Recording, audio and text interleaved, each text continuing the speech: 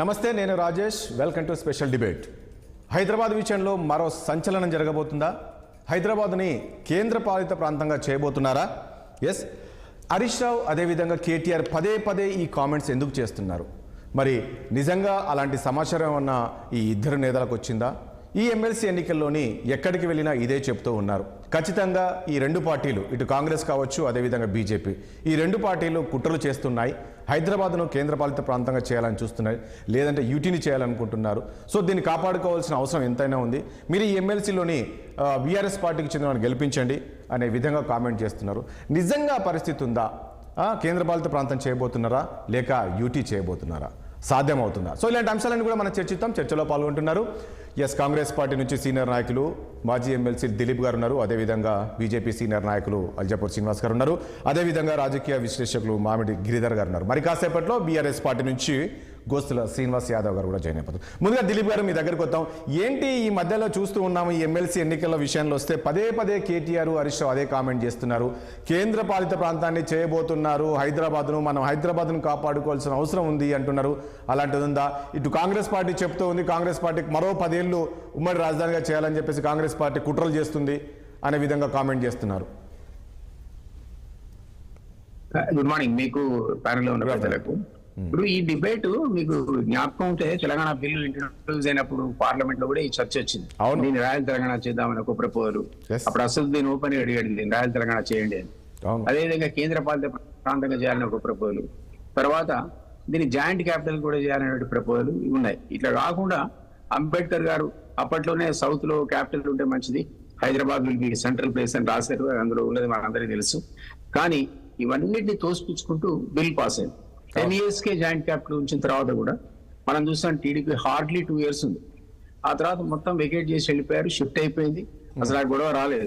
June 2 కి ఆ 10 years period అయిపోతుంది. కాంగ్రెస్ కి ఏ మాత్రం ఇంట్రెస్ట్ కూడా లేదు దాన్ని మళ్ళా పొడిగించాల్సిన అవసరం, కానీ అసలు నెసిటీ లేదు. గత 10 ఏళ్లలో వాళ్ళు అసలు దీన్ని జాయింట్ క్యాపిటల్ వాడుకుంది లేదు. బిల్డింగ్లు ఖాళీ చేశారు, మొత్తం అడ్మినిస్ట్రేషన్ షిఫ్ట్ వెళ్ళిపోయారు. మళ్ళీ ఇప్పుడు వచ్చి కొత్త ఏం అడ్మినిస్ట్రేషన్ చేస్తారు ఇక్కడ జాయింట్ క్యాపిటల్ వల్ల? ఉమ్మడి రాజధాని వస్తే ప్రయోజనం ఏంటి చెప్పండి. సో అది ప్రస్తావన అనేది ఇర్రేషనల్, ఇల్లాజికల్, అసలు ఇక్కడ కూడా ఎవరు అధికారికంగా ప్రస్తావించిన అంశం కానే కాదు. ఇది అట్లా ఉండగా కేంద్ర పాలిత ప్రాంతంగా బీజేపీ చేస్తుందా అంటే శ్రీనివాస్ గారు చెప్పాలి. శ్రీనివాస్ గారు, నాకు తెలిసి ఈ చర్చ అప్పుడు కూడా వచ్చింది, బీజేపీ కూడా వచ్చింది. అంటే ఒకటి దిలీప్ గారు ఇక్కడ హరీష్ రావు గారు, ఒకటి దిలీప్ గారు ఏం చెప్తాడు, హరీష్ రావు ఏం చెప్తాడంటే, కాంగ్రెస్ ఏం చేస్తుందంటే ఇప్పుడు రేపటితో మరో వారం రోజుల్లో సో మొత్తానికి హైదరాబాద్ మనకే వచ్చేస్తుంది. మొన్నటి వరకు ఉమ్మడి రాష్ట్రానికి హైదరాబాద్ ఉండేది. సో అప్పట్లో కేసీఆర్ కూడా పార్లమెంట్ అదే చెప్పారు, 5 ఏళ్ళు ఇవ్వండి కానీ 10 ఏళ్ళు వద్దన్నారు. అయినా సరే కాంగ్రెస్ ఇచ్చింది. కానీ ఇప్పుడు మరో 10 ఏళ్ళు పొడిగించే విధంగా కుట్ర జరుగుతుంది, కాంగ్రెస్ పార్టీ అది చేస్తుంది.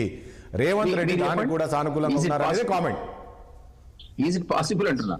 అప్పుడు ఆయన 5 ఏళ్ళు ఉండి 10 ఏళ్ళు అన్నప్పుడే ఆ 10 ఏళ్ళు ఉంచితే నేను ఏం చెప్తున్నా అంటే ఒక్క 2 years కూడా లేరంటున్నా.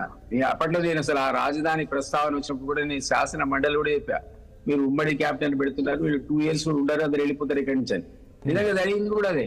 వాళ్ళకున్న అడ్వాంటేజెస్ ఏంటి చెప్పండి. అసలు ఇక్కడ ఉమ్మడి రాజధానిగా ఉంటే వాళ్ళు తీసుకున్న అడ్వాంటేజ్ ఇక్కడి నుంచి అడ్మినిస్ట్రేషన్ చేశారు. వాళ్ళ క్యాపిటల్ లేకపోయినా వాళ్ళు ఇక్కడి నుంచి షిఫ్ట్ అయి వెళ్ళిపోయారు. సో ఇప్పుడు కొత్తగా మన కాంగ్రెస్ ఏ విధమైనటువంటి ఆలోచన లేదు, దానివల్ల లాభము లేదు, మనకు వచ్చేటువంటిది ఏమీ లేదు, పైసా లాభం లేదు తెలంగాణ ప్రాంతానికి. కాబట్టి ఇది అన్నెసరీ డిబేట్, ఇది కావాలని కాంట్రవర్సీ క్రియేట్ చేసి. ఎందుకనుకుంటారు దిలీప్ గారు, అలా ఎందుకు అనుకుంటారు? ప్రజల్లో ఈ అనుమానాలు ఖచ్చితంగా ఉన్నాయి. ఎందుకుంటుంది ఇప్పుడు సరే మనం ఈరోజు డిబేట్ పెట్టాలని తెలుసు, కానీ బయట చాలా మంది అనుకుంటున్నారు ఇది మళ్ళీ కేంద్ర పాలితం చేయబోతున్నారు, రెండో రాజధాని కూడా చేయాలని చూస్తున్నారు. ఢిల్లీ తర్వాత సెకండ్, ఎందుకంటే ఇది అన్ని ప్రాంతాలకు దగ్గర ఉంది, అన్ని రాష్ట్రాలకు మధ్యలో ఉంటుంది హైదరాబాద్ కాబట్టి. అదో విధంగా సేఫెస్ట్ ప్లేసు, క్లైమేట్ విషయంలో కూడా హైదరాబాద్ సేఫ్గా ఉంటుంది, అన్ని రకాలుగా అనుకూలంగా ఉంటుంది, ఏ రాష్ట్రం వాళ్ళైనా ఇక్కడ ఉండే విధంగా ఉంటుంది హైదరాబాద్ అని. ఇది పదే పదే చర్చ జరుగుతుంది కదా, ఇది అనవసరమైన డిబేట్ అని ఎందుకు అనుకుంటారు మీరు? మీకు బెంగళూరు కూడా అదే పద్ధతిలో ఉంది, బెంగళూరులో కావచ్చు. ఇంకోటి ఉన్నదని అందరికీ తెలుసు, కొన్ని సెంట్రల్ సంబంధించినటువంటి రకరకాల గవర్నమెంట్ ఆఫ్ ఇండియా సంబంధించిన, ముఖ్యంగా డిఫెన్స్ సంబంధించినటువంటి ఇక్కడ ఇండస్ట్రీస్ పెట్టడానికి కూడా ఇది బార్డర్స్ కు దూరంగా ఉంటది, ఇతర దేశాల సరిహద్దులకు దూరంగా ఉండాలి, సేఫ్టీ ఆస్పెక్ట్ లోపల బలమైనటువంటి ఒక ప్రత్యేక ప్రాంతంగా దానికి డిఫెన్స్ వాళ్ళకు అనుకూలంగా ఉంటుందనే ఉద్దేశంతోనే రకరకాల కేంద్ర సంస్థలు కూడా ఇక్కడ ఉన్నాయి, మనకు తెలుసు అవన్నీ కూడా. ఏమైనా కావచ్చు, డిఆర్డిఓ కావచ్చు, మరొకటి కావచ్చు, ఎన్నో కేంద్ర డిఫెన్స్ రంగానికి సంబంధించిన రీసెర్చ్ ఆర్గనైజేషన్స్ ఇక్కడ ఉన్నాయి, అబ్దుల్ కలాం మిసైల్ సెంటర్ తో సహా. అయితే మాత్రం చేత మీకు ఒకటండి, తెలంగాణ తీసేసి దాని ఉమ్మడి రాజధాని అన్నా లేకపోతే దాని యూనియన్ టెరిటరీ అన్నా మిగిలిన తెలంగాణలో ఏమైనా పస్తుందా? ఈ రోజు రాష్ట్ర ఆదాయానికి సంబంధించి 50% ఆల్ సైడ్ అండ్ 50% ఆదాయం వచ్చేదే వ్యాపార లావాదేవీలు, హైదరాబాద్ జరిగే వ్యాపార లావాదేవీలతో వస్తుంది. సో దాన్ని మీరు తీసేసినాక అది గుండెకాయ లాంటి తెలంగాణకు. అది ఏది తెలివి తక్కువ కూడా దాన్ని యాక్సెప్ట్ చేయడం. మళ్ళీ తెలంగాణ ఉద్యమం అంత పెద్ద ఉద్యమం వస్తుంది. ఆ మాట మీరు కనుక అంటే నేను కేంద్ర పాలితం చేస్తా అన్నా, లేదా మళ్ళీ అట్లే ఇంకో 10 ఏళ్ళు ఉమ్మడి రాజధాని చేస్తా అంటే మూడు రాజధాని మీనింగ్ లెస్ కదా. ఉన్న 10 years లో వాడుకుందే లేదు, మళ్ళీ ఇంకో 10 years పెట్టుకుని ఏం చేస్తాడు? అడ్మినిస్ట్రేషన్ జరుగుతుంది కదా ఇక్కడ నుంచి. ఆ బిల్డింగ్స్ వాడుకుంటే కదా, ఖాళీ చేసి 2 ఏళ్ళకే వెళ్ళిపోయింది. సో ఇది మీనింగ్ లెస్ అని ఏమంటే పొలిటికల్లీ మోటివేటెడ్ తప్ప ఎక్కడ స్కోపే లేదు, ఆస్కారం లేదు, అవకాశం లేదు, ఎవరు ఆలోచన చేసింది లేదు. కావాలని అది మైండ్ గేమ్ ఆడుతున్నారు. బీఆర్ఎస్ పార్టీ మైండ్ గేమ్ ఆడుతుంది అంటారా? అంతే, బీజేపీ లేదా బీఆర్ఎస్ పార్టీ మైండ్ గేమ్ ఆడేటువంటి అది ఏమంటారు దాన్ని మొత్తం కొలాప్స్ కూర్చున్నారు. అంటే మరొకసారి అప్పుడన్నా దిలీప్ గారు ఈ అంశాన్ని తీసుకొని బీఆర్ఎస్ పార్టీ ఒక సెంటిమెంట్ను మళ్ళీ తెలంగాణ ప్రజల్లో మరొక సెంటిమెంట్ను రాజ్ చేస్తుంది అనుకోవచ్చా? ఈ కామెంట్స్ మీద మైండ్ గేమ్ అనేది మాట అందుకే చూపించి అదొక బూచిగా చూపించి ఈ రాబోయే ఎలక్షన్స్ లో అడ్వాంటేజ్ తీసుకోవడమే తప్ప వాళ్ళకి మొన్న 39 seats కనీసం ఒక ప్రతిపక్ష హోదా వచ్చి అన్ని సీట్లు ఎమ్మెల్యే వచ్చిన పరిస్థితి నుంచి వాళ్ళు మెట్ల మీద చెంబులాగా జారిపోతున్నారు. వాళ్ళకి రేపు పార్లమెంట్ ఎలక్షన్ మీరు అన్నట్లు సరే దిలీప్ గారు, సరే మీరు అన్నట్లే సరే అలాంటి ఛాన్సే లేదు, మళ్ళీ ఉమ్మడిగా ఒక 10 ఏళ్ళ నుంచి ఛాన్స్ లేదని మీరు అంటున్నారు. ఒకవేళ బీజేపీ మరో రెండో రాజధానిగా చేసే ఆలోచన ఏమైనా చేసి ఉండొచ్చా? ఎందుకంటే ఈ కామెంట్ పాసిబిలిటీ ఉందని అనుకోవట్లేదు. సుదీర్ఘకాలం నేను కూడా దాదాపు 7.5 years ఆ పార్టీలో ఉన్నా. I was there as vice president for 3.5 years. Recent గా కాంగ్రెస్ రాకముందు కూడా అదే పార్టీలో ఎక్కడ ఎక్కువ కూడా ప్రస్తావన రాలే. అల్జాపూర్ శ్రీనివాస్ గారు నాకు చెప్పాలి, నేనైతే ఐ డోంట్ బిలీవ్. వాళ్ళని కూడా బ్లేమ్ చేయడం అనేది కరెక్ట్ కాదు. ఆ చర్చ రాదు, వచ్చినా ఎవరు ఒప్పుకోరు. తెలంగాణ ప్రాంతానికి చెందినటువంటి ఏ లీడర్ కూడా ఆయన ఏ ప్రాంతం అనగా కానీ ఏ పార్టీ చెందినవాడైనా అసలు హైదరాబాద్ ను జాయింట్ క్యాపిటల్ చేస్తా అన్నా, యూనియన్ టెరిటరీ చేస్తా అన్నా, రెండో క్యాపిటల్ చేస్తా అన్న కూడా ఎందుకంటే రెండో క్యాపిటల్ చేస్తే కూడా ఆజమాయిషి అన్నది మన ఢిల్లీ గవర్నమెంట్ లెక్క అవుతుంది. ఢిల్లీ గవర్నమెంట్ లో ఉన్న కేజ్రీవాల్ ఆయన ముఖ్యమంత్రి పేరుకి పోలీస్ కానిస్టేబుల్ ట్రాన్స్ఫర్ చేయలేడు ఆయన. సో ఇవాళ మన పరిస్థితి అడిగే దిగదారిపోతుంది. సెకండ్ క్యాపిటల్ అయితే అడ్మినిస్ట్రేషన్ డైరెక్ట్ గా గవర్నమెంట్ ఆఫ్ ఇండియా కంట్రోల్ వెళ్ళిపోతుంది, మనకు వచ్చే రాబడి కూడా ఎగిరిపోతుంది కదా. ఈ విధమైనటువంటి ఎన్నైనా పెట్టుకోండి, ఇండస్ట్రీస్ పెట్టుకోండి, డిఫెన్స్ కు సెంటర్ పెట్టుకోండి, ఎన్ని కావాలంటే అన్ని నేషనల్ సంబంధించి వస్తే సంతోషం మనకు. కానీ ఊరికే హోదా మార్చేసి దీన్ని సెకండ్ క్యాపిటల్ అంటాం, లేదా జాయింట్ క్యాపిటల్ అంటాం, లేదా యూనియన్ టెరిటరీ అంటాం అంటే ఎవ్వడు తెలంగాణలో ఎవ్వడు. రైట్. అల్జాపూర్ శ్రీనివాస్ గారు ఏం చెప్తారండి బీఆర్ఎస్ కామెంట్స్కి ఏం చెప్తారు? మరి ఏంటి బీజేపీ అధికారంలోకి వస్తే ఇలాంటి ఆలోచన ఏమైనా చేసే అవకాశం ఉందా ఏంటి? కేంద్ర పాలిత ప్రాంతం చేసే అవకాశం ఏమైనా ఉంటుందా? లేక రెండో రాజు ఈ చర్చ అయితే బాగా జరుగుతుంది. ఇటు కేటీఆర్, హరీష్ రావే కాదు, బయట ప్రజల్లో కూడా చాలా వరకు ఇలా అనుకుంటున్నారు. సెకండ్ రాజధాని చేయబోతున్నారు, ఒకటి ఢిల్లీ ఉంటుంది, ఇక్కడ హైదరాబాద్ కూడా చేయబోతున్నారు. ఎందుకంటే నేను ఇంతకుముందు అన్నట్లు ఇది ఒక సేఫెస్ట్ ప్లేస్ అనే విధంగా అన్ని విధాలుగా అనుకూలంగా ఉంది అనేది బాగా చర్చ జరుగుతుంది. ఆ పరిస్థితి ఉందా? అలాంటి ఆలోచన ఏమైనా చేస్తుందా బీజేపీ మళ్ళీ అధికారంలోకి వస్తే? మ్యూట్లో ఉన్నారండి. హలో, నమస్కారం అండి అందరికి. నమస్తే అండి. బిఆర్ఎస్ పార్టీ మొత్తంగా కూడా డిక్లైన్ అవుతూ ఇంకా రాబోయే సమీప భవిష్యత్తు ఆయనతో కూడా లేకుండా పోయేటువంటి ప్రమాదం ఉన్నది. ప్రజల్లో ఇంకో కొత్త ఆశ, కొత్త ఇష్యూ రేకెత్తించి పొలిటికల్ మైలేజ్ పొందాలని ఒక కుట్రలో భాగంగా ఇవాళ కేసీఆర్ గారి పార్టీ, హరీష్ రావు గారు కావచ్చు, ఇంకెవరైనా కావచ్చు మాట్లాడే సందర్భం ఇది. అసలు చిన్న రాష్ట్రాలు లేదా ఈ యూనియన్ టెరిటరీస్ ఏ సందర్భంలో క్రియేట్ అవుతాయి మనకు తెలియదు కాదు కదా. ఆర్థికంగా బలంగా లేనప్పుడు, పొలిటికల్ గా సరిగా సిచ్యువేషన్ బాగలేనప్పుడు యూనియన్ టెరిటరీగా తీసుకొస్తారు. లేదు పంజాబ్, హర్యానా కామన్ క్యాపిటల్ గా ఇక్కడ ప్రస్తావన లేదు, అయిపోయింది అది. ఆ యొక్క సబ్జెక్ట్ క్లోజ్ అయిపోయింది. ఆంధ్ర తెలంగాణ ఏర్పడిన తర్వాత వాళ్ళు వెళ్ళిపోయినారు. సో ఇప్పుడు what is the necessity need of the second union territory యొక్క రాష్ట్రానికి? హైదరాబాద్ ఆర్థికంగా బలపడ్డది. మల్టీనేషనల్ కంపెనీస్ అన్ని కూడా హైదరాబాద్ లో 6th largest city in the country. ఇవాళ చెన్నై, బెంగళూరు కూడా కాదని ఇవాళ హైదరాబాద్ అంతా అన్ని రంగాలు డెవలప్ అవుతా ఉన్నది. ఎస్పెషల్లీ ఐటీ రంగం, ఫార్మా రంగం. అంటే ఆర్థికంగా బాగా బలపడ్డది. ఆర్థిక పరిస్థితుల కారణంగా యూనియన్ టెరిటరీ చేసే అవకాశం లేదు. పొలిటికల్ ఇంకేముంటది ఇక్కడ? కేవలం మమ్మల్ని బదనాం చేయని ఈ ఎలక్షన్లే కావచ్చు, ఎలక్షన్ ప్రజల్ని తప్పుదోవ పట్టించి భారతీయ జనతా పార్టీని బదనాం చేయాలి.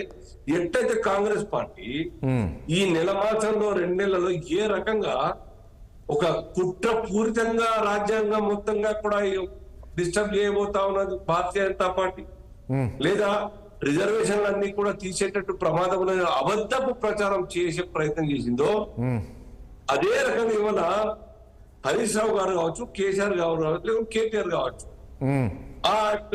అటువంటి కుట్ర బీజేపీ మీద పన్ని మమ్మల్ని బద్నాం చేసే ప్రయత్నం చేస్తే ఈ యొక్క రాష్ట్ర ప్రజలు నమ్మరు, దేశ ప్రజలు నమ్మరు. ఈ దేశం ఇప్పటికే కానీ ఇక్కడ ఒకటి అల్జపూర్ శ్రీనివాస్ గారు, ఈ వాదన ఎందుకు వస్తుందంటే ఇప్పుడు మనం చూస్తే దక్షిణ భారతదేశానికి మధ్యలో ఉంటుందండి హైదరాబాద్, మీకు తెలుసు, మధ్యలో ఉంటుంది, అన్ని రాష్ట్రాలకు కూడా మధ్యలో ఉంటుంది, అనుకూలంగా ఉంటుంది. కాబట్టి సాధ్యమయ్యే అవకాశం ఉంటుంది కదా. ఇక మనం చూస్తున్నాం ఢిల్లీ విషయానికి, ఢిల్లీలో జరుగుతున్న పరిణామాలు, ఖాతము పోలు అన్నీ పెరిగిపోయినాయి. సో ఈ రకంగా ఆలోచించే అవకాశం ఉండొచ్చు కదా. వైశాల్యంలో ప్రపంచంలో పెద్ద దేశాలు ఇంకా చాలా ఉన్నాయి కదా. రష్యా ఉంది, చైనా ఉంది, అమెరికా ఉంది. వాళ్ళకి లేని సెకండ్ క్యాపిటల్ భారతదేశానికి ఏమవసరం వచ్చి చిన్న ఏరియా కదా, 3000 కిలోమీటర్ల ఆర్టి Kashmir to Kanyakumari, not more than 3000 kilometres. ఇక్కడ ఆ అవసరం లేదు సెకండ్ క్యాపిటల్. వట్టి 1-2 అవర్స్ క్యాపిటల్ చేరుకుంటాం అందరం కూడా ఫ్లైట్ 2.5 hours లో. అవసరం ఏముంటుంది చెప్పండి ప్రపంచంలో? అంటే అదే గనక అడ్మినిస్ట్రేటివ్ పాయింట్ ఆఫ్ వ్యూలో చేయాలనే ప్రత బాగుంటే ప్రపంచంలో అనేక దేశాల్లో, పెద్ద దేశాల్లో ఉంటుండే. ఇవాళ ప్రపంచంలో ఎన్ని ఉన్నాయి సార్? హార్డ్లీ 8 దేశాలే 2 రాజధానులు ఉన్నటువంటి ఒక చిన్న దేశాలే. మన మలేషియా లాంటి దేశాలు, బొలివియా, మలేషియా, ఇటువంటి చాలా చాలా చిన్న దేశాలే సెకండ్ క్యాపిటల్ గా ఉన్నాయి. అది ఎందుకున్నాయో వాళ్ళకి తెలుసు, మనకు సంబంధం లేదు. బట్ మన మట్టుకు అయితే ఈ దేశానికి 2వ క్యాపిటల్ భారతీయ జనతా పార్టీ ఎప్పుడు మాట్లాడలేదు. ఎప్పుడు ఆ డిస్కషన్ కి మేము సపోర్ట్ చేయలేదు, లేదా యూనియన్ టెరిటరీ గురించి ఎప్పుడు మాట్లాడలేదు. మరి ఎందుకు పదే పదే బీఆర్ఎస్ నేతలు ఈ రకమైన కామెంట్ చేస్తున్నారు? ఈ చర్చ ఎవరు చేసింది సార్? ఫస్ట్ వాళ్ళు చేసింది ఎవరు? సలావుద్దీన్ ఎంఐ వాళ్ళు చేస్తున్నారు, ఓవైసీ బ్రదర్స్. యూనియన్ టెరిటరీగా ఉంటే ఈ యొక్క హైదరాబాద్ నగరానికి వాళ్ళే రారాజులు అవుతారు, వాళ్ళ ఓట్ శాతం బాగా ఉంటది, వాళ్ళ ముఖ్యమంత్రి కావచ్చు. ఓకే, ఒక్క నిమిషం అండి. ఒకసారి శ్రీనివాస్ యాదవ్ గారు, ఒకసారి మీరు ఫ్రేమ్ సరిగ్గా పెట్టుకోరా ప్లీజ్. దాన్ని చెక్ చేయకండి. శ్రీనివాస్ యాదవ్ గారు ఫ్రేమ్ సరిగ్గా పెట్టుకోరా. సో నమస్కారం అండి. నమస్తే శ్రీనివాస్. ఏంటి కేటీఆర్ హరీష్ రావు కామెంట్స్ ఏంటి? పదే ఎమ్మెల్సీ ఎన్నికల్లో అంటే కేవలం ఓట్ల కోసమా? మళ్ళీ ఒకసారి తెలంగాణ ప్రజల్లో ఒక సెంటిమెంట్ రాజ్ చేసి ఓట్లు రాజ్ చేసుకుందామని ఆలోచిస్తున్నారు. ఎందుకంటే మనం చూసాం మొన్నటి అసెంబ్లీ ఎన్నికల్లో బీఆర్ఎస్ పార్టీ ఏ స్థాయికి పడిపోయిందో, మళ్ళీ మనకు పూర్వవైపు రావాలంటే ఏదో ఒక సెంటిమెంట్ రాజ్ చేయాలని చెప్పేసి ఒక కొత్తది ఒకటి స్టార్ట్ చేస్తున్నారా అన్న? స్పష్టంగా ఈ రోజు బీఆర్ఎస్ పార్టీ మొన్న జరిగిన ఎలక్షన్లలో మేము 10 సంవత్సరాలు పరిపాలించిన తర్వాత ప్రజలు మేము ఓడిపోలేదు, ప్రతిపక్ష హోదాలో పెట్టి మేము ప్రజల పక్షాల నుంచి పోరాటం చేయమని అద్భుతమైన అద్భుతమైన రిజల్ట్ ఇచ్చినారు మాకు. దాంట్లో ఎట్లాంటిది? వాళ్ళకి అధికారిక పక్షం ఉండి పరిపాలించమని 64 సీట్లు, వాళ్ళ మిత్రపక్షంతో కలిపి 65 సీట్లు, మాకు 39 సీట్లు ఇచ్చి అపోజిషన్ అంటే ప్రజల పక్షాల నుండి ప్రజల సమస్యల నుండి పోరాటం చేయమని ఇచ్చింది తప్ప మమ్మల్ని ఏదో 5 సీట్లకు 10 సీట్లకు పరిమితం చేయాలి. అది గుర్తుపెట్టుకోవాలి. ఒకటి. రెండో విషయం ఏంటంటే with in the vote percentage కూడా పెద్దలు ఇద్దరు ఉన్నారు, దిలీప్ అన్న, సీనన్న. 1.8% అది కాదు పాయింట్. ఒకటి నేనేమంటున్నా శ్రీనివాస్ యాదవ్ గారు, సరే అది పాయింట్ కాదు. నేను ఆడికి వస్తున్నా. అంటే మేము ఒక్క నిమిషం అన్న, నాకు అవకాశం అండి. రాజకీయాలు చేస్తున్నాం అనడానికి మేము క్లారిఫై చేస్తున్నా. మీరు ఓడిపోయింది భయంకరంగా కింద పడిపోయింది టీఆర్ఎస్ పార్టీ అంటారు చూసినావా, దానికి నేను సైంటిఫిక్ పొలిటికల్ గా మీకు క్లారిఫై చేస్తున్నా. కాబట్టి మేము ఆగమైపోలే, అడివడివైపోతలేదు, ఎక్కడ ఆగం కావడం. రెండోది ఏంటంటే ఎక్కడో కుట్ర జరుగుతుంది అనేది మీకు చెప్పదలుచుకున్నాం స్పష్టంగా. ఎందుకంటే ఇప్పుడు దిలీప్ అన్న మాట్లాడాడు, ఆయన ఒక ఉద్యమకారుడు కాబట్టి అన్న మా అందరికి కూడా ముందు తరంలో పనిచేసారు కాబట్టి మేము గౌరవిస్తాం. ఎందుకంటే అన్న రేపు యూటీ అయితే తెలంగాణ మరో పోరాటం సిద్ధమైతే అనడంలో ఎట్లాంటి అభ్యంతరం లేదు. ఆయన ఒక ఉద్యమకారుడు యాంగిల్లో మాట్లాడుతున్నారని నేను ఫీల్ అవుతున్నా, కాంగ్రెస్ యాంగిల్లో కాదు. ఎందుకంటే నేను ఎందుకు అంటున్నా అంటే ఆ మాట, అది ఏ ఏ పార్టీలో ఉన్నా తెలంగాణ వ్యక్తి యాక్సెప్ట్ చేయడు, తను సీనన్న కూడా యాక్సెప్ట్ చేయడు. ఎక్కడో కుట్ర జరుగుతుందని మేము హెచ్చరిస్తున్నాం. గతంలో ఈరోజు చంద్రబాబు నాయుడు ఏం చేసిండు, ఇప్పుడున్న ముఖ్యమంత్రి కుట్రలు అంటే ఎక్కడ శ్రీనివాస్ యాదవ్ కుట్రలు ఎవరు చేస్తున్నారు? కాంగ్రెస్ పార్టీ కుట్రలు చేస్తుందా లేక బీజేపీ కుట్రలు చేస్తుందా? రెండు జాతీయ పార్టీలు కుట్రలు చేస్తున్నాయి. ఎందుకు కుట్రలు చేస్తున్నాయి అంటే ప్రాంతీయ పార్టీలు ఈ దేశంలో ఎక్కడ ఉండకూడదు, అందులో తెలంగాణ ఉండకూడదు అనేది వాళ్ళ ఇద్దరు కామన్ ఎజెండా. అది అవునన్నా దిలీప్ అన్న ఒప్పుకుంటాడు, సీనన్న ఒప్పుకుంటాడు. రెండోది ఏంటంటే మొన్న వాళ్ళ జాతీయ అధ్యక్షుడు ఖార్గే గారు కూడా మాట్లాడారు, ఇది దేశానికి రాజధాని, రెండో రాజధాని చేయాల్సిన అవసరం ఉంది, రాజధాని దగ్గర అవుతుందని కూడా మాట్లాడారు. రెండో విషయం అల్లుపురు సీనన్న అంటాడు ఆ రష్యా అమెరికా అంటాడు. అన్న రష్యా అమెరికా జనాభా మన యూపీ జనాభాతో సమానం. నేనేమంటున్నానంటే పరిపాలన విధానం దేనికోసం ప్లాన్ చేస్తారు? ఎక్కువ జనాభా ఉంది, 150 కోట్ల జనాభా ఉంది. ఈ రోజు 150 కోట్ల జనాభా పరిపాలన విధానం కోసం ఆ కోణం నుంచి చేస్తే తప్పించి వైశాల్యంలో కాదు. కాబట్టి మీరు ఏదో ఎక్కడో ప్రపంచంలో ఉన్న ఎగ్జాంపుల్ చూపించి ఇది మాకు ఆలోచన లేదు అంటే తప్పది. సో వాళ్ళు అనుకునేది ఏంటంటే రెండే జాతీయ పార్టీలు ఉండాలి, రెండో రాజధానిగా పెట్టుకోవాలి, మేము పరిపాలించిన ఒక కుట్ర జరుగుతుంది, ఆ కుట్రను మేము ప్రజలకి చెప్తున్నాం, ఆ కుట్రను అప్రమత్తంగా ఉండాలని చెప్తున్నాం. రెండో విషయం ఎలక్షన్లు ఏమున్నాయన్నా అయిపోయినాయి, ఎమ్మెల్యే ఎలక్షన్లు అయిపోయినాయి, రిజల్ట్ వచ్చింది, కాంగ్రెస్ పార్టీ పరిపాలనలో ఉంది. ఇప్పుడు ఎంపీ ఎలక్షన్లు అయిపోయినాయి, రిజల్ట్ రాబోతుంది రేపు 4వ తారీఖు. ఇప్పుడు ఇక్కడ మేము చెప్పిన నాకు ఒక పాయింట్ అర్థం కాలే. ఒకటి శ్రీనివాస్ యాదవ్ గారు, ఇక్కడ ఒక చిన్న పాయింట్. హరీష్ రావు కేటీఆర్ ఏం చెప్తారంటే ఈ ఎమ్మెల్సీ ఎన్నికల్లో బీఆర్ఎస్ పార్టీని గెలిపించండి, బీఆర్ఎస్ పార్టీని గెలిపిస్తే ఇప్పుడు ఏదైతే ఈ రెండు పార్టీలు కుట్రలు చేస్తున్నాయో దీన్ని అడ్డుకుందాం అంటారు. ఈ ఎమ్మెల్సీ ఎన్నికలకు దానికి సంబంధం ఏంటి అని నాకు ఒక పాయింట్ అర్థం కాలే. ఈయన గెలిపించడంతో అక్కడ ఎట్లా అడ్డుకుంటారు? ఎగ్జాక్ట్ నేనేమంటున్నామంటే ప్రతిపక్షంలో మేము ఉన్నాము, ప్రతిపక్షంలో మేము ఉండి ప్రశ్నిస్తాము, అందరి వైపు నుంచి మేము మాట్లాడతాము. అధికారం వచ్చింది 64-65 సీట్లతో కాంగ్రెస్ పార్టీ అధికారంలోకి ఉంది. ఇక్కడ బీజేపీ పార్టీ ఎక్కడో 4వ స్థానంలో 5వ స్థానంలో ఉంది. వాళ్ళ అవసరం లేదు. ఇది మేము బీఆర్ఎస్ ను గెలిపిస్తే 100% ప్రజల పక్షాన ఉండి మేము ఎట్లా ప్రతిపక్ష హోదా ఇచ్చారో అదే ప్రతిపక్ష హోదాతోని మేము ఈ రోజు మేము హౌస్ లో మాట్లాడుతున్నామని చెప్తున్నాం. దాంట్లో తప్పేముంది? ఇప్పుడు కాంగ్రెస్ పార్టీ గెలవాల్సిన అవసరం ఏం లేదు అన్న. కాంగ్రెస్ పార్టీ గెలిస్తే ఓడితే వాళ్ళ ప్రభుత్వం ఏం పడిపోదు. బీజేపీ పార్టీ గెలిస్తే ఓడితే వాళ్ళకి ఇక్కడ వచ్చేది ఏం లేదు, ఒరిగబెట్టేది ఏం లేదు. ఎవరు మరి ఇక్కడ బలంగా ఉన్నది? రెండో ప్లేస్ లో ఎవరున్నారు అంటే ప్రజల పక్షాన్ని ఎవరున్నారు అంటే బీఆర్ఎస్ పార్టీ ఉంది. అది స్పష్టంగా కనిపిస్తుంది కదా. నేనేదో ఒక సినిమా స్టోరీ అల్లట్లేదు, ఓ సినిమా కథ చెప్తలేను కదా, వాస్తవ పరిస్థితి చెప్తున్నా. అందులో కోణంగా అందులో భాగంగా మమ్మల్ని గెలిపించండి బీఆర్ఎస్ పార్టీగా, రేపు హైదరాబాద్ మీద కూడా కుట్ర జరగబోతుంది, మనం అప్రమత్తంగా ఉండాలని చెప్తున్నారు. ఇది దిలీప్ అన్న కూడా చెప్తాడు. దాంట్లో తప్పేముంది? అందులో ఆ రెండు జాతీయ ఒక్క నిమిషం అన్న ఆ రెండు జాతీయ పార్టీలు అటువైపుగా ఆలోచిస్తున్నాయని మనకు అర్థమవుతుంది కదా గతంలో. సో కాబట్టి నేనేమంటున్నా, ఇప్పుడు ఖార్గే గారు మాట్లాడారు కదా మొన్న ఎలక్షన్ లో, ఎంపీ ఎలక్షన్ లో వాళ్ళు కూడా అదే మాట్లాడుతున్నారు కదా. మాట్లాడుతున్నారు కాబట్టి మన తెలంగాణ ప్రజలను అప్రమత్తం చేసే బాధ్యత బీఆర్ఎస్ తీసుకుంటుంది. అది తప్పెట్లయితుంది? తప్పెట్లయితుంది? నాది రాజకీయం ఏమవుతుంది? ఎలక్షన్లు కూడా అయిపోయినాయి, ఇప్పుడు పెద్ద ఎలక్షన్లు ఏమి లేవు, ఎమ్మెల్సీ అయినా జరుగుతున్నాయి. అయిపోయింది నాటి ఇష్యూ ఏంటంటే కుట్ర నుంచి మనం అలర్ట్ గా ఉండాలని మేము హెచ్చరిస్తున్నాం, మేము అప్రమత్తం చేస్తున్నాం, చైతన్యం చేస్తున్నాం. ఇక్కడ ఏమున్నదన్న రాజకీయం? ఇప్పుడు వాళ్ళు క్లారిటీ చెప్పాలి. ప్రాంతీయ పార్టీలను ఈ దేశంలో ఉంచొద్దు అనుకుంటారు, అవునా కదా? చెప్పమనండి. దిలీప్ అన్న పెద్ద మనిషిని చెప్పమనండి, సీనన్న చెప్పమనండి. వాళ్ళు ఈ దేశంలో ఎక్కడ ప్రాంతీయ పార్టీ ఉండొద్దు అనుకుంటున్నారు? బీజేపీ పార్టీ అదే అనుకుంటుంది అన్న. ప్రాంతీయ పార్టీలు ఎందుకు పుడితే అన్న అక్కడ ఆర్గానిక్, అక్కడ ఏదైతే ఆలోచన విధానం ఉందో, ఎక్కడెక్కడ ప్రాంతీయ ఆలోచన విధానం ఉందో ఈ దేశంలో ఒక్కటి కాదు కదా. చాలా పార్టీలు పుట్టినాయి, చాలా పార్టీలు కొనసాగుతున్నాయి. ఏ పార్టీ చచ్చిపోలే. కాశ్మీర్ నుండి కన్యాకుమారి వరకు ప్రాంతీయ పార్టీలు. మళ్ళీ వస్తా శ్రీనివాసరావు గారు. గిరిధర్ గారు నమస్కారం అండి. గిరిధర్ గారు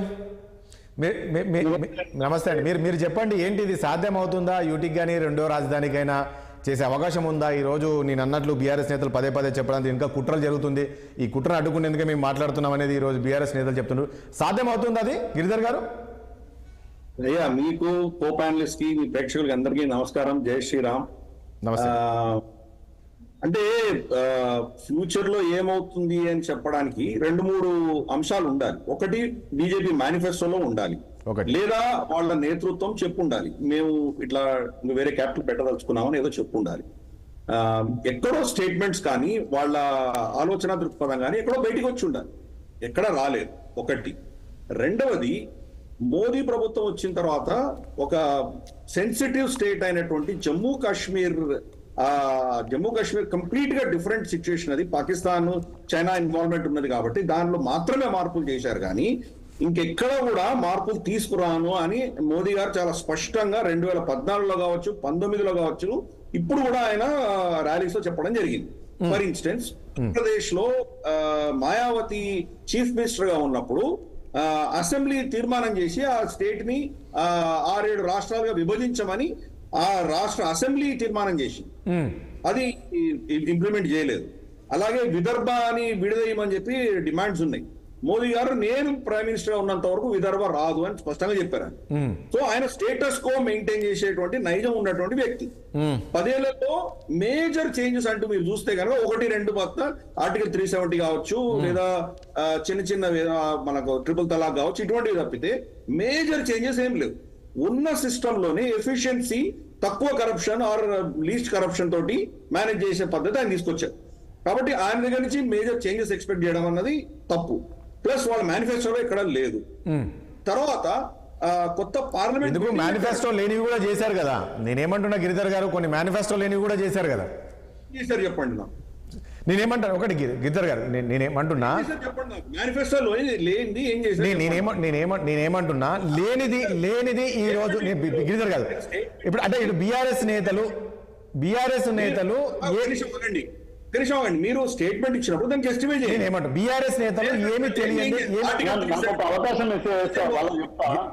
సివిల్ కోడ్ ఇవన్నీ వాళ్ళ మేనిఫెస్టోలో ఉన్నాయి కదా, ఉన్నాయి కాబట్టి చేస్తున్నారు కదా. ఏమైనా తేడా లేదు కదా. సో మేనిఫెస్టోలో లేని వాళ్ళు ఏం చేయాలి?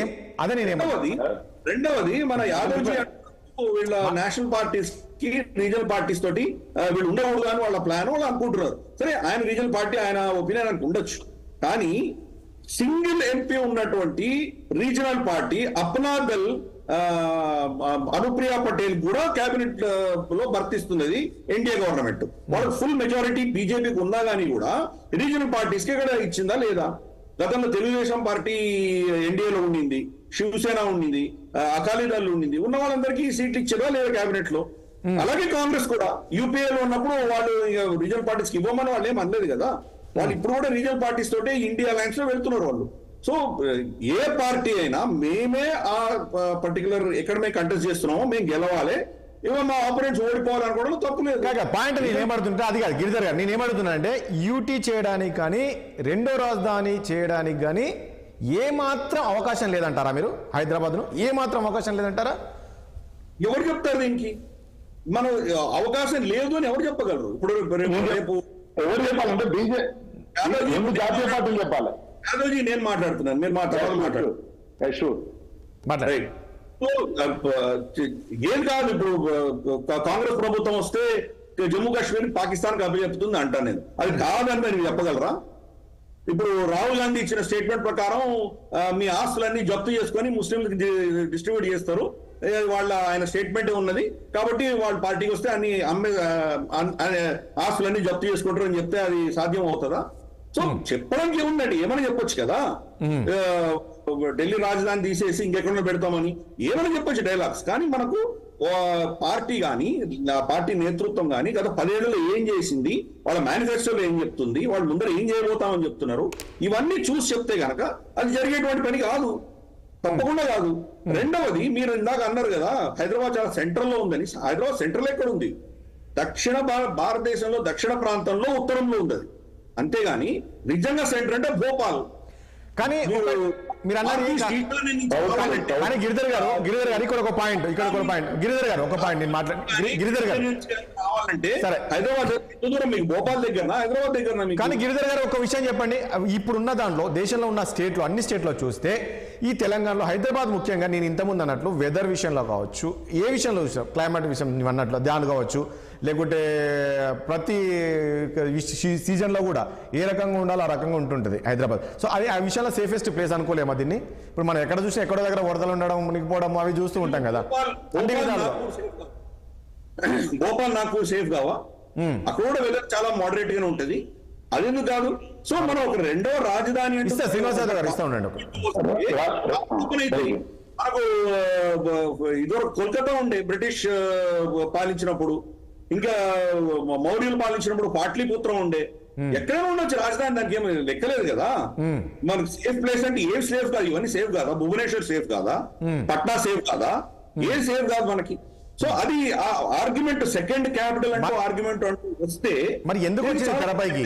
మీరు అన్నట్లు కరెక్టే, మరి ఎందుకు ఇప్పుడు ఏవి రాంది ఇదే ఎందుకు వచ్చింది, హైదరాబాద్ ఎందుకు తెరపైకి వచ్చింది అనేది కదా చర్చ.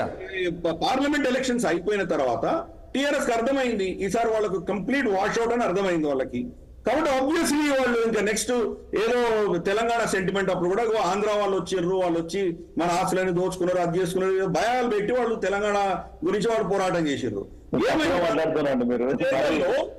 యాదవ్ మీరు మాట్లాడిన తర్వాత, నేను మాట్లాడిన తర్వాత 10 ఏళ్లలో అదే ఆంధ్ర పెట్టుబడిదారులతోనే వీళ్ళు బిజినెస్ చేసారు. వాళ్ళ నుంచి ఎవరైనా వెళ్ళిపోయారు ఇక్కడ పైపెచ్చి, ఇంకా వాళ్ళు వీళ్ళు పార్ట్నర్షిప్ లోనే అన్ని చేసుకున్నారు. భూముల పనులు కానీ, కన్స్ట్రక్షన్లు కానీ, ప్రాజెక్టులు కానీ అన్ని వాళ్ళతోనే చేసుకున్నారు. ఎవరిని వాళ్ళు ఏం చేయలేదు. వాళ్ళకి కానీ తెలంగాణ వాళ్ళకి వచ్చింది ఏం లేదు. అందుకని ఫైనల్ గా ప్రజలు ఏం చేశారంటే, వీళ్ళు 10 ఏళ్ల పాలనలో తెలంగాణకు మాకు ఏదో చేస్తాం అని అన్నారు కానీ వీళ్ళు ఏం చేయలేదు. అదే ఆంధ్ర ఓట్లతోటే జిహెచ్ఎంసీలో గెలిచారు. ఆంధ్ర ఓట్లు లేకపోతే జిహెచ్ఎంసీలో ఓడిపోయిండే వాళ్ళు వీళ్ళు టీఆర్ఎస్. అప్పుడు టీఆర్ఎస్, బీఆర్ఎస్ కాదు అప్పుడు. సో కాబట్టి ప్రజలు చూసే వాళ్ళని తిరస్కరించారు.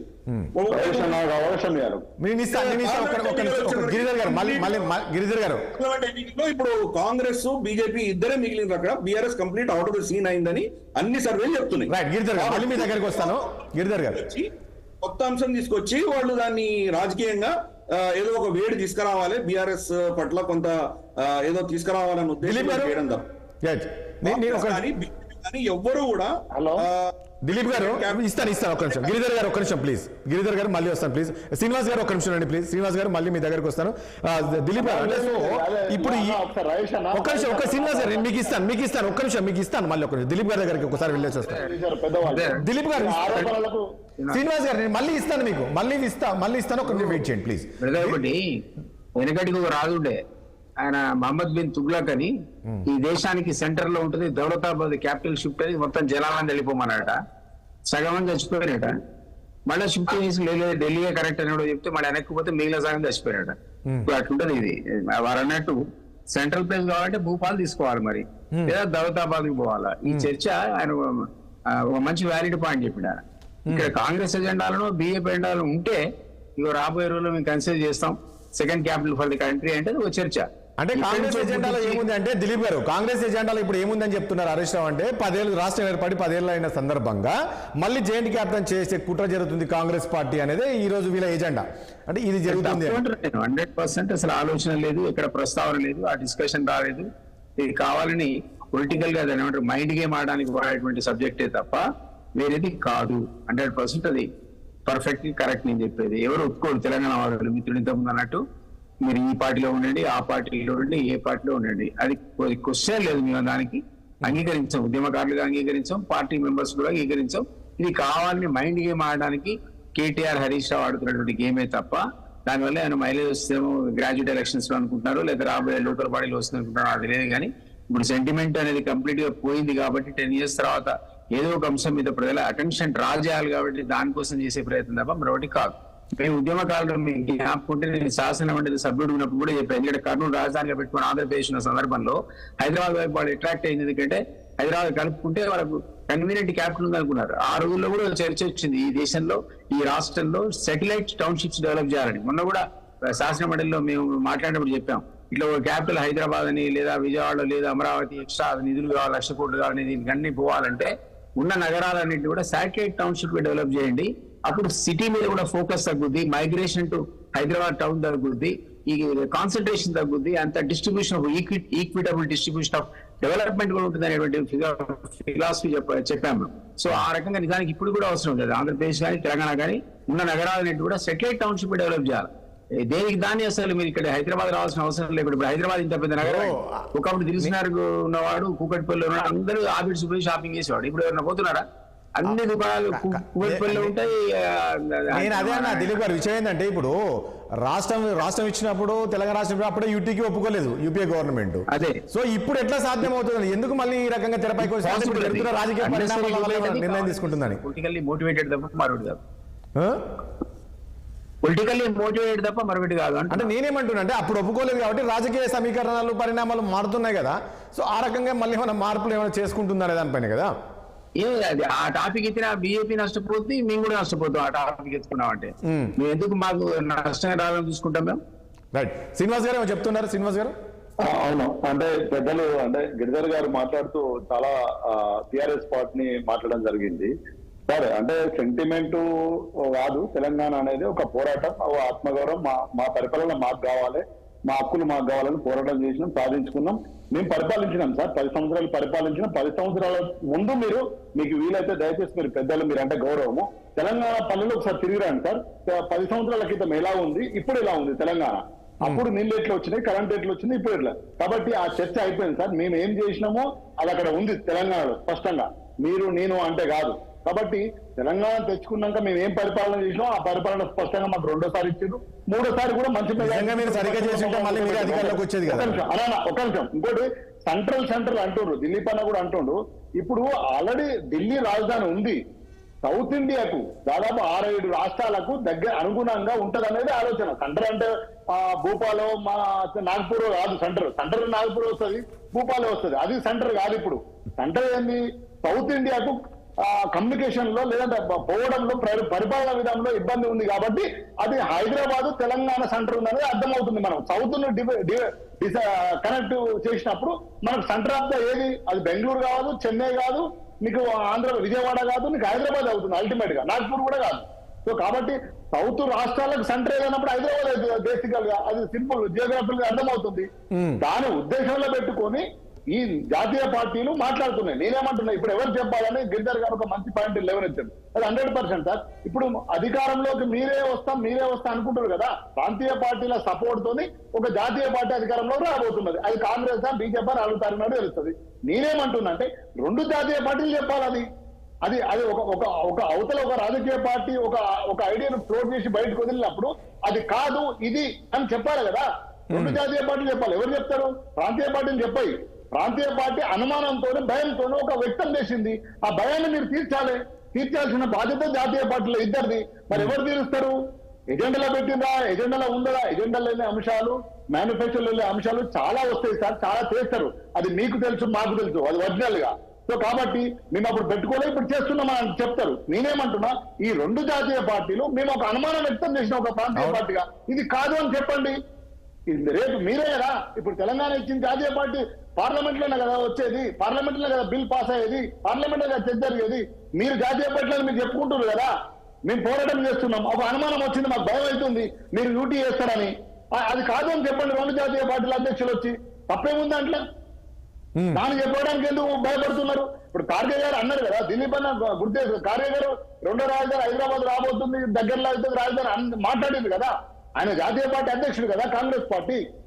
సో ఇది అంటే ఒకటి శ్రీనివాస్ యాదవ్ గారు, నేను ఇంతకుముందు అదే అన్నా కదా, ఇప్పుడు యూపీఏ గవర్నమెంట్ రాష్ట్రం ఏర్పాటు చేసినప్పుడే ఒప్పుకోలేదు యూటీకి. ఇప్పుడు ఎట్లా చేస్తారు అనేది సాధ్యం కాదు కదా. ఇదంతా ఒక రాజకీయ ఆరోపణ అనుకోవచ్చు కదా, మీరు చేస్తున్నంత కూడా రాజకీయ ఆరోపణ. అన్న పొలిటికల్స్ ఎవ్రీడే డైమెన్షన్స్ మారుతుంటాయి అన్న. మనం పొలిటికల్ డైమెన్షన్స్ ఎవ్రీడే మారుతుంటాయి. వాళ్ళ డైమెన్షన్స్ మారినప్పుడు, వాళ్ళ యాక్టివిటీ ఉన్నప్పుడు వాళ్ళకి లాభం అయితే చేస్తారు కదా. అది నిన్న ఉన్న పాలిటిక్స్ వేరు అన్న. ఇవి పొలిటికల్ సైన్స్, రాజనీతి శాస్త్రం ఒక్క తీరుగానే ఉండదు. 1+1 మారుతూనే ఉంటది నిరంతరం. అంతేగాని నిన్న అట్లా ఉంది, ఈ రోజు అట్లా ఉండాలనుకుంటే ఇంత అభివృద్ధి కాదు, ఇంత సివిలైజేషన్ కాబోదు. మనము ఎన్నోసార్లు రాజ్యాంగాన్ని మార్చుకున్నాం కదా. రాజ్యాంగాన్ని ఎన్నిసార్లు మార్చుకున్నది మన అభివృద్ధి కోసం కదా. రేపు వాళ్ళు మారడాన్ని ఎట్లా చెప్పగలుగుతావు? మేము చిన్న పిల్లగా, చిన్న పార్టీగా మేము ఒక అనుమానం వ్యక్తం చేసినామే. 2 జాతీయ పార్టీ అధ్యక్షులు చెప్పమనండి. ఈ లొల్లే పడుతుంది కదా. ఎందుకు అంత లొల్లి? అంత ఆగం కావాల్సిన అవసరం ఏముంది? అంటే మేము ఆరోపణలు చేస్తాము కాదు అంటే మేము ఇష్టమైన ఆరోపణలు చేస్తాం, మేము గుడ్డ కాల్చి మీనేస్తాం, మీరు దూడ్చుకోండి అంటారు. అంతేనా? మీరు కడుక్కోండి అంటారు. అదేనా అన్న? గతంలో ఇది 2వ రాజధానిగా చెయ్యాలని, ఇది యూటీ కావాలని ఎవరైతే శక్తులు పనిచేసినాయి కదా, వచ్చినాయి అప్పుడు. ఒక్క నిమిషం, మీరు ఉన్నారు ఉద్యమంలో, నేను ఉన్నా, దిలీప్ అని ఉన్నా, అందరూ ఉన్నాం కదా, చూసినాం కదా. ఇది యూటీ చేయాలని, ఇది రాయల తెలంగాణ చేయాలని చాలా కుట్రలు జరిగినాయి కదా. మనం ఎదుర్కొన్నాం కదా. ఎట్లా ఎదుర్కొన్నాం? తెలంగాణ ప్రజలు ఎదుర్కొన్నారు. తెలంగాణ బీఆర్ఎస్ పార్టీ ముందుండి కొట్లాడింది. సో అవన్నీ అన్న అక్కడ కాదు శ్రీనివాస్ గారు, నేనేమడుగుతున్నా అంటే రాష్ట్రం ఏర్పడి 10 ఏళ్ళు అయిపోయినాయి. అక్కడ ఆంధ్రప్రదేశ్ అక్కడ వారి పరిపాలన చేసుకుంటున్నారు, ఇక్కడ మనం చేసుకుంటున్నాము. ఇప్పుడు మీరు ఇలాంటివి బయటికి వదిలి ప్రజల్లో ఒక లేని ఆందోళనలు లేని ఆలోచన కల్పిస్తున్నట్టు కదా, ఏంటిది అనేది. ఇప్పుడు అయిపోయింది, 10 ఏళ్ళు అవుతుంది, ఇప్పుడు మళ్ళీ కొత్తగా తీసుకురావడం ఏంటి తెరపైకి అనేది. అన్న మనకు సపరేట్ తెలంగాణ, మన తెలంగాణ మనకు ఉండేదన్న తీసుకపోయి అలా కలపలేదు అన్న. అలా కలిపిన తర్వాత మళ్ళీ మనం పోరాటం చేసి మళ్ళీ తెచ్చుకోలేదు అన్న. మళ్ళీ ఇప్పుడు కలపరని ఇప్పుడు వీళ్ళు చేయడం ఏమో అనుమానం అన్న. ఈ గతం గతం వర్తమానం భవిష్యత్తు. గతంలో ఉన్న తెలంగాణ తీసుకుపోయి కలిపింది కదా, మళ్ళీ మనం పోరాటం చేసి మన అన్నలను మన తమ్ములను దంపుకొని మళ్ళీ పోరాటం చేసి మన తెలంగాణ తెచ్చుకున్నాం కదా. తెచ్చుకున్నాక మంచిగా పరిపాలించుకుంటున్నాం కదా. పరిపాలించుకుంటున్న సమయంలో మళ్ళీ తీసుకుపోవడం నమ్మకం ఏంటంటున్నా నేను. ఆ అనుమానాన్ని వ్యక్తం చేసినాం. శ్రీనివాస్ గారు, ఒక పొలిటికల్ డౌట్ క్రియేట్ చేసి చెప్తున్నాము. ఆ పొలిటికల్ డౌట్ ఆన్సర్ చెప్పాలి కదా. అల్జపూర్ శ్రీనివాస్ గారు, నిజంగా ఒక బీజేపీ అగ్రనేతలు అయితే నాకు తెలిసి ఈ అంశానికి సంబంధించి క్లారిటీ ఇవ్వాల్సిన అవసరం ఉంటుందా? అట్లాంటిది ఏముండదు, తెలంగాణ ఇప్పుడు ఎట్లా ఉన్న తెలంగాణ అట్లానే ఉంటుంది, యూటీ లేదు, రెండో రాజధాని లేదు, ఏది లేదు అని చెప్పే అవసరం ఉందంటారా? లేదు, ఇది కేవలం భారతీయ జనతా పార్టీ ఆ విషయం మీద చెప్పట్లేదు, మాట్లాడలేదు, ఆలోచన లేదు. కాంగ్రెస్ కూడా ఇప్పటిదాకా చెప్పింది లేదు, ఆలోచన లేదు. ఆలోచనల్లా ఇప్పుడు వద్దు ఉంటే గనక ప్రపోజల్ వస్తే అగ్గిరాజుకుంటే తెలంగాణలో హైదరాబాద్ అని చెప్పేది బీఆర్ఎస్ పార్టీ మనసులో ఉండాలని చేస్తే మాకు అడ్వాంటేజ్ అవుతుంది పొలిటికల్ గా. ప్రాంతీయ తత్వాన్ని ఇంకా రెచ్చగొట్టి ప్రాంతీయ తత్వం ద్వారా రాజకీయ లబ్ధి పొందాలి అనే ఆలోచన, దుర్మార్గపు ఆలోచన బీఆర్ఎస్ పార్టీ చేస్తున్నది మా మీద నెట్టే ప్రయత్నం. శ్రీనివాస్ యాదవ్ గారి మాట్లాడుతుంటే అర్థమైతా ఉన్నది. తప్పేమున్నది, దూరమే ఉన్నది కదా, పరిపాలన సౌకర్యవంతంగా ఉంటది కదా అని చెప్తున్నారు. చూడండి మీరు వారి మాటలు అంటున్నారు. ఢిల్లీకి వెళ్ళి హైదరాబాద్ దూరం ఉన్నది కదా, ఉంటే మంచిదే కదా అని అనుకుని చేయవచ్చు అని చెప్తూనే వాళ్ళకి అడ్వాంటేజ్ అయ్యే మాటనే వాళ్ళు సమర్థిస్తున్నారు. ఆ విషయాన్ని అది హిడెన్ ఎజెండాగా కనబడతా ఉన్నది. మీ కారణంగా లేదా కాంగ్రెస్ కారణంగా ఈ యొక్క రాష్ట్రంలో, ఈ హైదరాబాద్ లో తెలంగాణ ప్రజల మధ్యన చిచ్చు పెట్టి ప్రాణాలకు మళ్ళా పోయే విధంగా మీరు మాట్లాడక దయచేసి. ప్రశాంతంగా నడుస్తా ఉన్నది రాష్ట్రం, మంచితనంతో పరిపాలించాలి. మీరాగా తెలంగాణ వాదాన్ని వాడుకొని తెలంగాణ పేరు మీద తెలంగాణ రాష్ట్రానికి పరిపాలించి 10 సంవత్సరాలు ఏం చేసినారు, ఏం సాధించినారు మీరు చెప్పండి. కేసీఆర్ పాత్ర లేదంటారా అందులో? తెలంగాణ రావడంలో కేసీఆర్ పాత్ర లేదంటారా? అల్జపూర్ శ్రీనివాస్ గారు, ప్రజల విశ్వ శ్రీనివాస్ యాదవ్ గారు, వీళ్ళు జార్ఖండ్ శ్రీనివాస్ గారు మాట్లాడిద్దాం. శ్రీనివాస్ యాదవ్ ప్లీజ్ మాట్లాడిద్దాం. శ్రీనివాస్ యాదవ్ మాట్లాడిద్దాం వాళ్ళ మాట్లాడిద్దాం ప్లీజ్. ఆగండి. ఈ యొక్క రాష్ట్ర ప్రజల యొక్క మనోభావంతో ఆడుకున్నది కేసీఆర్ కంపెనీ. తీరా నమ్మి ప్రజలు ఓటేసినందుకు ఒక్కసారి కాచుమా 2 సార్లు ఓటేసినారు. ఏం సాధించినారు వీళ్ళు? ఏమి ఇచ్చినారు చేతికి? బకాయిల యొక్క పెద్ద చిప్ప ఇచ్చినారే. అరే వాళ్ళ కుటుంబం పాలించింది, టీఆర్ఎస్ పాలించలేదు. నాయకుడికి వాళ్ళ అధికారులు వచ్చి బుగ్గ కారు బంగారు ఇవాళ పేపర్ వచ్చి టీవీలో వస్తున్నది. మాజీ ఎమ్మెల్యే ఏ రకంగా కొన్ని ఎకరాలు కబ్జా చేసుకొని కుక్కలు పెట్టి లారీని పెట్టి ఆ ఇంటి ఆ ల్యాండ్ ఓనర్కే రానివ్వట్లేదని చెప్పేసి కోర్టులో ఎఫ్ఐఆర్ ఇచ్చాయి. ఆ రకంగా ఈ రాష్ట్రాన్ని, రాష్ట్ర ప్రజల యొక్క మంచితనాన్ని అడ్వాంటేజ్ తీసుకొని దోచుకున్నది మీరు. మీకు ఇంకా తెలంగాణ రాష్ట్రం ఆ యొక్క ఫ్లేర్ అప్ చేయడానికి ప్రయత్నం చేసి అధికారం కోసం ప్రయత్నం చేస్తారా? నమ్ముతారా? మిమ్మల్ని ప్రజలు నమ్ముతారా? భలే టిఆర్ఎస్ కు బిఆర్ఎస్ కు 39 సీట్లు ఇచ్చారు. అప్పటికి బయటపడలేదు. ఈ ఫోన్ ట్యాపింగ్, కవిత కేసు ఇంకా కాలే. ఇవన్నీ అయిన తర్వాత కూడా మళ్ళీ మీరు గెలుస్తారా? నేనేమంటున్నానంటే ఒకటి అల్జపూర్ శ్రీనివాస్ గారు పాయింట్ అది కాదు.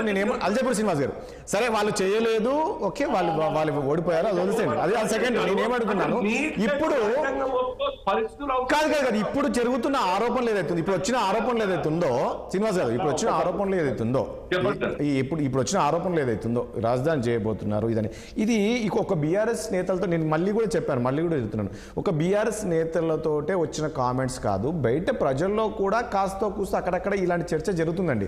ఇది రేపు మళ్ళీ బీజేపీ అధికారంలో రెండో రాజధాని చేయబోతున్నారు అనేది ఒక టాక్ వస్తుంది. మళ్ళీ అన్ని విధాలు ఈ దీనికి సంబంధించి ఏదైనా క్లారిటీ ఇస్తారా? అంటే మీ దృష్టికి వచ్చిందా ఇట్లాంటి టాక్ నడుస్తుంది అనేది? బీజేపీ వస్తే మళ్ళీ ఇట్లా జరుగుతుంది అనేది ఎక్కడ దీని గురించి లేదు రాజేష్ గారు. భారతీయ జనతా పార్టీలో ఆ చర్చనే లేదు. ఇంతకు గిరిధర్ గారు చెప్పినట్టు ఆ ప్రస్తావన లేదు, ఆ చర్చ లేదు, ఆలోచన కూడా లేదు. క్వశ్చన్ అన్న, చిన్న సప్లిమెంటరీ క్వశ్చన్ నాది. చెప్పండి. నేను ఇప్పుడు సీనన్న మాట్లాడింది కదా తెలంగాణ. ఇస్తాను గిరిధర్ గారు, మీకు ఇస్తాను, ప్లీజ్ మీకు ఇస్తాను. నేను ఒక చిన్న సప్లిమెంటరీ క్వశ్చన్ నాకు అన్న, వాళ్ళు తెలంగాణ ఉద్యమాన్ని తీసుకొచ్చిన తర్వాత ఇంతమంది అమరవీరులు అయిన తర్వాత వాళ్ళ కాకినాడ డిక్లరేషన్ వాళ్ళు జార్ఖండ్ ఛత్తీస్గఢ్ ఇచ్చినప్పుడు అప్పుడే తెలంగాణ ఇస్తే అయిపోయేది కదన్నా, ఇంత ఉద్యమాలు జరగపోయేది కదన్నా, ఇంత ప్రాణ నష్టం జరగపోయేది కదన్నా, కేసీఆర్ తెలంగాణ ఉద్యమం చేయాల్సిన అవసరం ఏమొచ్చేదన్నా, ఎందుకు వచ్చేది చెప్పరాదండి? ఒక్కసారి సింపుల్ ప్రశ్న అన్న. ఊరికినే బట్టగాల్చి మీరేసి ఏదో మేము ఉద్యమం చేయకపోతే ఏదో తెలంగాణ ఎక్కడ ఉండేదన్న పరిస్థితి. అంటే నేనేమంటున్నా, హౌజ్లో Congress party BJP party support చేసి బిల్ చేసింది అనేది వాస్తవం. అక్కడ దాకా తీసుకొచ్చింది తెలంగాణ బీఆర్ఎస్ పార్టీ అనేది వాస్తవం. మీరు 2000 శ్రీనివాస్ గారు ప్లీజ్ మీరు క్వశ్చన్ అడిగారు. ఓకే పల్జపూర్ శ్రీనివాస్ గారు ప్లీజ్ కంటిన్యూ చేయండి. తర్వాత లే శ్రీనివాస్ గారు, భారతీయ జనతా పార్టీ వాజ్పేయి సర్కార్ చేసి 3 రాష్ట్రాలు, అప్పుడు సింగిల్ లార్జెస్ట్ పార్టీగా ఫుల్ ప్లేట్ మ్యాట్ బీజేపీ లేదు. ఇప్పుడు ఉన్నట్టు 3 సీట్లు లేవండి. 23 పార్టీల యొక్క ఎన్డీఏ ఉండే, దాంట్లో బీజేపీకి తక్కువ సీట్లు ఉండి అనేక పార్టీల సపోర్ట్ తోని ఆ యొక్క ప్రభుత్వం నడిపించినాం. ఆనాడు ఆ 3 రాష్ట్రాల కోసం మిగతా పార్టీలు అన్ని కూడా ఒప్పుకున్నాయి, అంగీకరించినాయి. అప్పుడు ఆ పరిస్థితి తెలంగాణ విషయంలో అక్కడ కన్విన్స్ అయ్యే పరిస్థితి లేకుండే.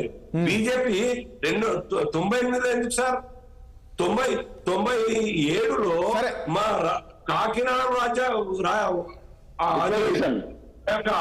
తీర్మానం ఆమోదించినాం సార్. కాకినాడలో, ఆంధ్రాలో ఎంటైర్ ఆంధ్రప్రదేశ్ యొక్క ప్రజలంతా నాయకులందరూ జిల్లా పార్టీలు అన్ని కూడా సంతకాలు చేసినాయి. కానీ మా నిష్ఠ, మా ఏకాగ్రత రాష్ట్రం పట్ల ఉన్నది. మీలాగా అధికారులకు వచ్చి గెలిచి దంచుకోవాలి, దాని తర్వాత జైలుకి పోతామని అనేది మీరు ఊహించుకోలేదు.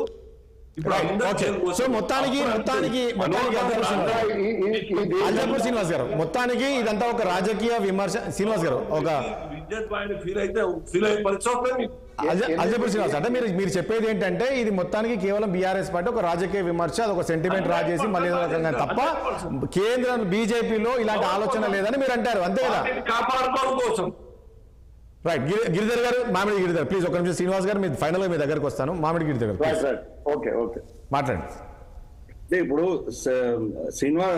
యాదవ్జీ ఒక 2-3 అంశాలు చెప్పారు. ఒకటి, గతంలో వీళ్లకు ఒక భావం ఉండొచ్చు, తర్వాత మార్పులో ఎందుకు కావు, డైనమిక్ ఉంటది అని నేను చెప్పారు.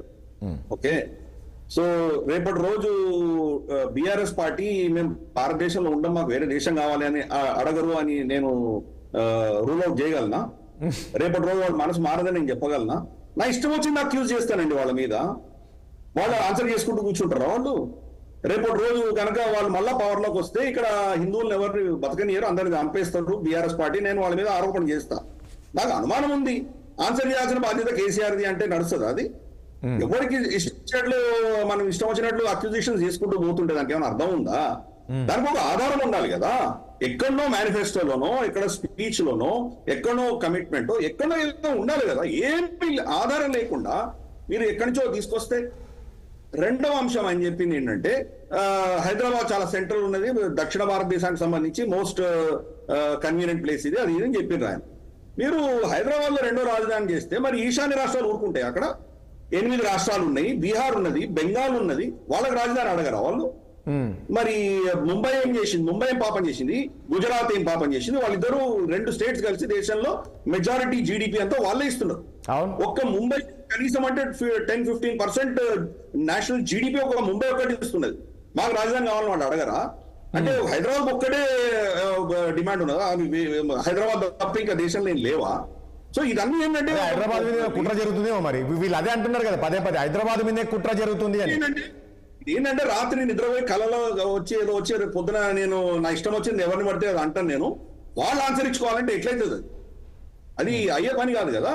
రాహుల్ గాంధీ ఈ దేశాన్ని అమ్మేస్తాడు అని నేను అంటారు, రేపు కాంగ్రెస్ ఆన్సర్ ఇవ్వమంట. ఆయన ఏం చెప్పిండే నేను నమ్ముతాను దేశాన్ని అని. కానీ ఇది ఏంటంటే ఉట్టిగా ఒక సెంటిమెంట్ కోసం చేసే పని తప్ప ఇంకేం లేదు ఇలా. నాకు ఆధారం ఉన్నట్టు నేను చెప్తాను. కవిత అన్నది హైదరాబాద్ ని జబర్దస్తి భారతదేశం విలీనం చేసుకుంది, కబ్జా చేసుకుంది అని ఆమె స్టేట్మెంట్ ఇచ్చింది. ఆమె మీద దేశ విద్రోహ చట్టం కేసు కూడా నడుస్తుంది ఇంతవరకు, రైట్? సో వీళ్ళకు దేశాన్ని నుంచి విడిపోయే భావజాలం వీళ్ళకు ఉన్నది బీఆర్ఎస్ కి.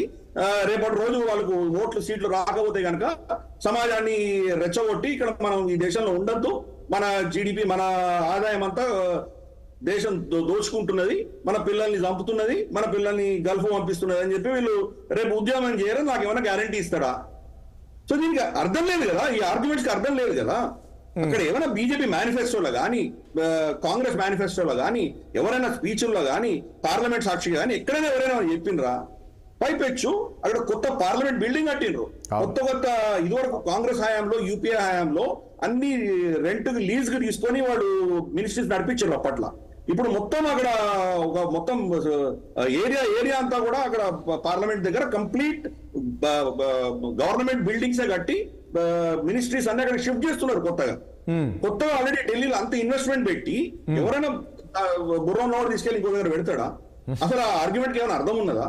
రేపటి రోజు బీఆర్ఎస్ పార్టీ ఉత్తర తెలంగాణలో అన్యాయం జరుగుతుందంటే ఒకటి గిరిధర్ గారు నేను ఏమడుగుతున్నానంటే ఒకటి గిరిధర్ గారు ఇప్పుడు సరే మనము ఒకటి గిరిధర్ గారు ఇప్పుడు మనం మరి అంత తీసిపడేయడం కాదు, కానీ వాళ్ళైనా ఇప్పుడు హరీష్ రావు లాంటి అంతా కూడా అనుభవజ్ఞ, వీళ్ళు కూడా మంత్రులు చేశారు ఉన్నాయి కదండి. సరే మీరు అన్నట్లు ఎవరో బీఆర్ఎస్ పార్టీలో ఒక చిన్న నాయకుడు చేసి ఉన్నారనుకుంటే మనం ఆలోచించకు.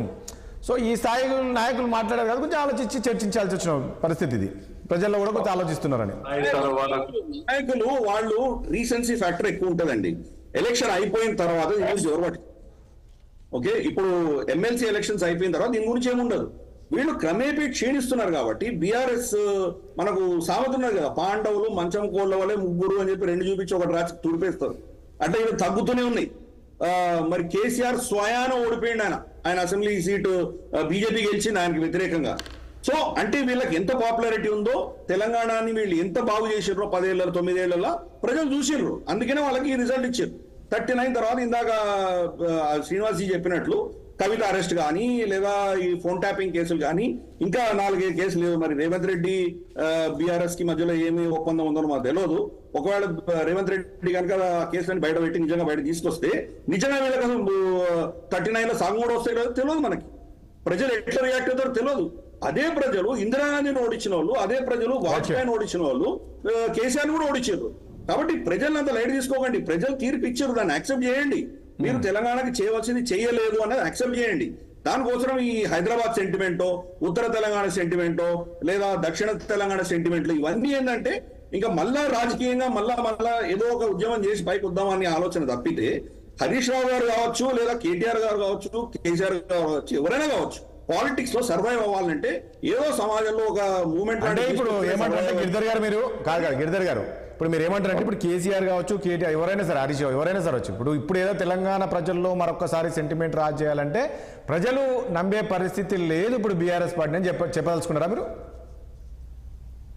తప్పకుండా అందుకనే రిజెక్ట్ చేశారు కదా. ఇప్పుడు మన పార్లమెంట్ లో కూడా మనకు మీరు కూడా మీ టీవీ కూడా సర్వే చేసి ఉండొచ్చు. పార్లమెంట్ లో బీఆర్ఎస్ సీట్లు వస్తున్నాయి మీరు చూడొచ్చు. 9 సీట్లు ఉండే లాస్ట్ టైం, 9 నుంచి ఇప్పుడు ఎన్ని వస్తాయి మీరు చెప్పండి నాకు. సరే చూద్దాం. వాళ్ళు ఎట్లా స్లైడ్ అవుతున్నారో, వాళ్ళు ప్రజలు ఎట్లా వాళ్ళని రిజెక్ట్ చేసుకుంటూ పోతున్నారో స్పష్టంగా అర్థమవుతుంది. 9 ఏళ్లలో వాళ్ళు కోదండరామ్ గారి దగ్గర నుంచి తీసుకొని ఎంతో మంది ఉద్యమకారులని బలిదానం ఇచ్చిన వాళ్ళకి వీళ్ళు ఏం చేసిండ్రు ఇవన్నీ. కాబట్టి మేము ఏదో 10 ఏళ్లలో చాలా అద్భుతం చేసినాం అని చెప్పి యాదవ్ జీ చెప్పినా గానీ కూడా ప్రజలు అర్థం చేసుకున్నారు కదా, ప్రజలు రిజెక్ట్ చేసారు కదా. మళ్ళీ ఇప్పుడు కొత్తగా మీరు చూపించారు. ఓకే శ్రీనివాస్ గారు చివరిగా ఏం చెప్తారు? ఇదంతా ఓన్లీ ఆరోపణలు తప్ప, మీ రాజకీయ ఆరోపణలు తప్ప ఇందులో పసలేదు మీరు చేసే కామెంట్స్ మీద. మీరు మీన్స్ అంటే కేటీఆర్ కావచ్చు హరీష్ రావు కావచ్చు, మరోసారి ప్రజలు నమ్మే పరిస్థితి లేదు బీఆర్ఎస్ పార్టీ అనేది. గిరిధర్ గారు కావచ్చు, ఇటు అల్జపూర్ శ్రీనివాస్ వీళ్ళంతా అదే చెప్తూ ఉన్నారు.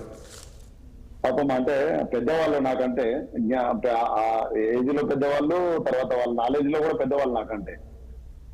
ఇట్లా మాట్లాడడం కొంచెం బాధ అనిపిస్తుంది నాకు, ఒక యాక్టివిస్ట్ ఒక తెలంగాణ పార్టీ రాష్ట్ర నాయకుడి. వస్తున్నా తెలంగాణ ఉద్యమం మొదలుపెట్టినప్పుడు 98, 99 లో 2001 లో కేసీఆర్ గారు జలదృశ్యంలో మొదలుపెట్టినప్పుడు అన్న దిలీప్ అన్న సాక్ష్యము.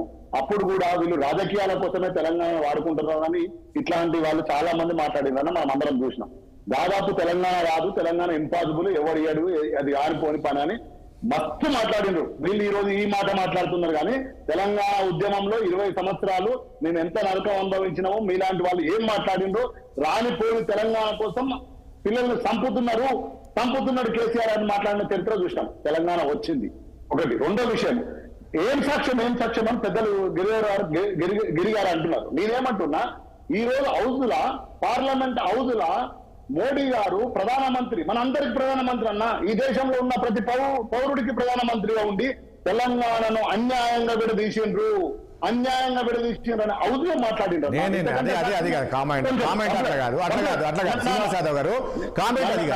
చెప్పాడంటే, మేము మూడు రాష్ట్రాలు ఇచ్చాము కానీ ఎక్కడ ఎలాంటి సమస్యలు రాలేదు. ఇక్కడ చేసింది వీళ్ళు యూపీఏ గవర్నమెంట్ చేసింది ఏంటంటే తల్లిని చంపి బిడ్డను బతికిచ్చినట్లు ఇప్పటికి ఇంకా సమస్యలో కొట్టుమిట్టాడుతున్న విధంగా ఆయన కామెంట్ చేశారు. యాక్చువల్ గా అది తెలంగాణ ఇచ్చిందనేది ఆయన చెప్పలేదు. సమస్యలు ఎక్కడ ఉన్నాయన్నా? ఆంధ్ర తెలంగాణకు సమస్యలు ఎక్కడ వచ్చినాయా? చిన్న చిన్న సమస్యలు తప్ప. స్పష్టంగా విడిపోయినాం కదన్నా. విడిపోయినాక ఆంధ్రలో ఇక్కడ ఒక్కరన్నా కేసు పెట్టినట్టు కానీ ఓ దెబ్బ పడినట్టు అయిందా? పోనీ తెలంగాణ ఉద్యమం 14 ఏళ్ళు నడిచినప్పుడు కూడా ఏ ఆంధ్ర వ్యక్తిని ఒక్క దెబ్బ కొట్టినట్టుందా? ఎక్కడ బెదిరించినట్టు ఒక ఎఫ్ఐఆర్ చూపిస్తారా?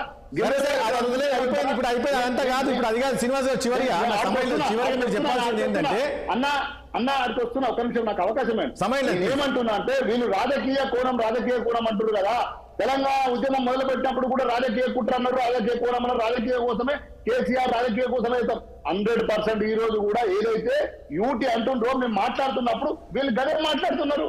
ఇక్కడ ఏమున్నదన్న సింపుల్ లాజిక్ అర్థమైతే లేదా? గతం, వర్తమానం, భవిష్యత్తు.